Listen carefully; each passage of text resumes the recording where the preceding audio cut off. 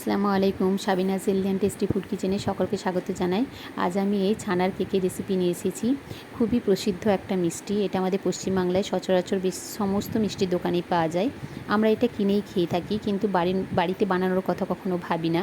আজ আমি সহজ পদ্ধতিতে বাড়িতে বানিয়ে দেখাবো, খুব কম উপকরণে, যেগুলো প্রত্যেকের বাড়িতেই উপকরণগুলো থাকে।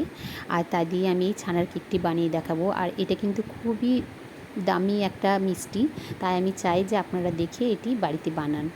এখানে আমি 1.5 লিটার দুধের ছানা কাটিয়ে নিয়েছি। ছানা কাটানোর রেসিপি কিন্তু আমার চ্যানেলে দেওয়া আছে, দয়া করে আপনারা দেখে নেবেন, তাই আমি ওটা দেখাচ্ছি না। এটা আমি ছাকনাতে দেখুন ভালো করে ছেঁকে নিচ্ছি। এটা পুরোটাই ভালোভাবে ছেঁকে নেবো। আধ ঘন্টা আমি এইভাবে রেখে দিচ্ছি। আধ ঘন্টা পর দেখুন এটা আমি এখানে নিয়ে নিয়েছি একটি মিক্সিং বোলে। এটা হাতের সাহায্যে আমি ম্যাশ করে নিচ্ছি। খুব ভালোভাবে এটাকে ম্যাশ করে নিতে হবে। আর দিচ্ছি চিনি, এখানে 100 গ্রাম চিনি। এগুলো আমি গ্রাইন্ডারে মিহি করে গুঁড়ো করে নিয়েছি। আপনারা কিন্তু গুঁড়ো চিনিটা দেওয়ারই চেষ্টা করবেন, তাহলে কিন্তু খুব তাড়াতাড়িও হয়ে যাবে আর খুব ভালো হয়, স্মুথ হয়। এটা যখন আপনি মাখবেন তখন দেখবেন খুব ভালোভাবে মাখাও যাবে।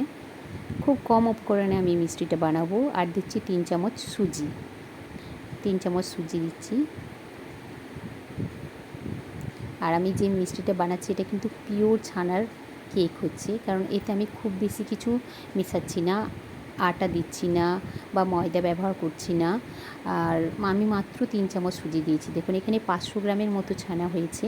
সামান্য লবণ দিচ্ছি, 1 চিমটে লবণ। একটু লবণটা দিলে মিষ্টি আর নুনের ব্যালেন্সটা থাকে, তাই সামান্য লবণটা দেওয়ার চেষ্টা করবেন। আর দিচ্ছি বেকিং পাউডার, খুবই সামান্য বেকিং পাউডার। দেখুন 1/4 টিস্পুন দিচ্ছি আমি বেকিং পাউডার। আর যাদের বাড়িতে বেকিং পাউডার না থাকে তারা সামান্য বেকিং সোডা দিয়ে দেবেন, তাহলেই কিন্তু হবে।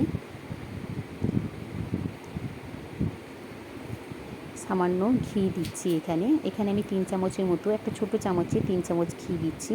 এখানে কোনো অয়েল ব্যবহার করবেন না, কারণ ঘিতে এর টেস্টটা বেশি ভালো হয়। ছানার কেকে কিন্তু ঘিটা অবশ্যই দেবেন। 3 চামচ ঘি, এইটাও আমার বাড়ির বানানোরই ঘি, আমি তাই দিচ্ছি। এই পুরো মিষ্টিটা কিন্তু আমি মানে খুব কম উপকরণে এবং ঘরে যা যা জিনিস আছে তাই দিয়ে বানাচ্ছি, এবং মিষ্টিটা অসম্ভব টেস্টি হবে। আপনারা অবশ্যই বানাবেন। এখানে এলাচ, 3টে এলাচের বীজ নিয়ে নিয়েছি, সেগুলো আমি পিষে নিয়েছি, সেগুলো দিয়ে দিলাম। পাউডারের মতো করে নিয়েছিলাম। এটা একটা সুন্দর স্মেল হয়, খেতে খুবই ভালো লাগে। আমরা ঠিক দোকানের মতো বানাচ্ছি, তাই দোকানে সচরাচর যে জিনিসগুলো ব্যবহার করে আমি তাই দেওয়ার চেষ্টা করেছি। এটা আমি ঢাকনা দিয়ে রেখে দেবো কিছুক্ষণ।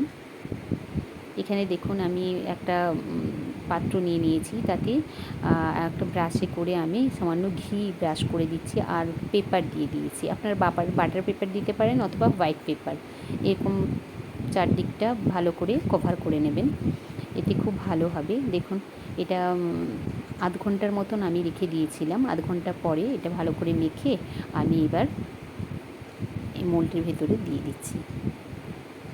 দেখুন কত সহজে, কত কম উপকরণে আমরা এই মিষ্টিটা বানাচ্ছি বাড়িতে।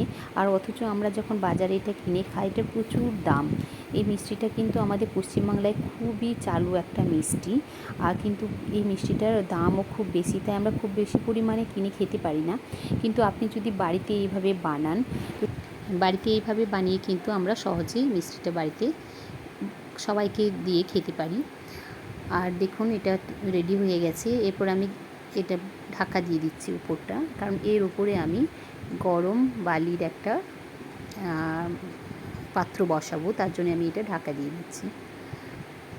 আলতো করে ঢাকা দিয়ে রাখলাম। কড়াইয়ের উপরে আমি অলরেডি একটা কড়াইতে বালি গরম করে নিয়েছি, আর বেশ গরমই হয়ে গেছে বালিটা, তার খানিকটা আমি তুলে রাখছি। এটা কিন্তু আমি ওপরে বসাবো, আরও একটু গরম করে নেবো বালিটা, তারপরে কিন্তু বসাবো উপরে। আগে এটা আমি বেশ খানিকক্ষণ বেক হতে দেবো। দেখুন ঢাকনা দিয়ে রেখে দিচ্ছি। 20 মিনিট পর ফিরে এলাম। এরপরে আমি যে গরম বালিটা তুলে রেখেছিলাম, এটা আমি আরও একটু গরম করে নিয়েছি, এটা উপরে বসিয়ে দিচ্ছি। এতে উপরে একটা ভালো কালার চলে আসে। আবারও ঢাকনা দিয়ে আমি কিছুক্ষণ রেখে দেবো। 15 মিনিট পর আবার ফিরে এসেছি। 15 মিনিট পর আমি আরেকবার দেখব কীরকম হয়েছে। এখনও মনে হচ্ছে একটু কাঁচা আছে, তাই আমি আরও কিছুক্ষণ ঢাকনা দিয়ে রেখে দিলাম। আরও 15 মিনিট রেখেছিলাম। গ্যাসের ফ্লেমটা কিন্তু কমিয়ে রেখেছি, এই জন্য 15 মিনিট পরে আবার ফিরে এলাম। হয়ে গেছে। আমি এবার তুলে দেখছি এটা। আমি একটি টুথপিক নিয়ে নিয়েছি, এবার দেখব আমি এটা কাঁচা আছে কি না। দেখে বোঝাই যাচ্ছে এটা হয়ে গেছে। দেখুন একটুও লাগছে না, মানে হয়ে গেছে। ঠান্ডা করে আমি এবার একটি প্লেটে নিয়ে নিচ্ছি। কত সহজে দেখুন বেরিয়ে আসছে, কত সুন্দর হয়েছে দেখতে। কালারটা একবার দেখুন, ঠিক দোকানের মতন হয়েছে ছানার কেক। আশা করছি আমার এই ভিডিওটি আপনাদের ভালো লাগবে। যদি আপনাদের ভালো লেগে থাকে তাহলে আপনারা অবশ্যই আমার ভিডিওতে লাইক দেবেন, আমার চ্যানেলটিকে সাবস্ক্রাইব করবেন, আর আমার ভিডিওগুলি বেশি বেশি করে শেয়ার করবেন। এবার আমি এটা কাটছি, দেখুন কত সহজে কাটাও যাচ্ছে, কত নরম, কত সফট হয়েছে দেখুন ছানার কেক। ঠিক বাজারের দোকানে যেরকম কিনতে পাওয়া যায় ঠিক ওই রকম হয়েছে। পরিমাণও অনেকটা হয়েছে দেখুন, দেখতে কত সুন্দর হয়েছে। আশা করছি খেতেও ভালো হবে। আমি একটু খেয়ে দেখব কীরকম হয়েছে।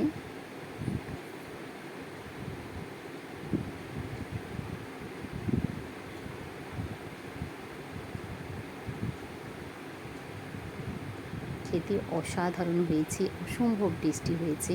আমার ভিডিওটি যদি আপনাদের ভালো লেগে থাকে তাহলে ভিডিওতে লাইক দেবেন। দেখার জন্য অসংখ্য ধন্যবাদ।